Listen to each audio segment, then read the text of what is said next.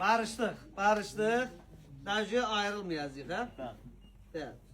Ona göre de Real'ın gelişine göre 25 Mart'a koyarım dublonkaları. Buyur bir dakika sen gelişin zaten bize meraklıdır. Bize yalnız dublonka meraklıdır. 25 Mart. 25. Bir de üretsin dağıtmışım. Biraz göster. 25 Mart. Öğrenmişsiniz hamınız. Gəlin ekspres ucuğa. Bir hafta istirahate gitmişti düzü. He. Sonra WhatsApp'ta bir 52 dakika adama WhatsApp'ta ses gönderer. Yani bak bilmirəm 52 idi yoxsa 51 dəqiqə idi. Bax mənə səs göndərir. Oturub düz axıra qədər də mən marağa qulaq asmışam. 25 manata. Bəli. Dublonkalar qoymuşam 25. Ümumən kutkaların hamısı Ha, 25 endirmə düşüb. Girişdəki kutkalar qoyduq 17 manata.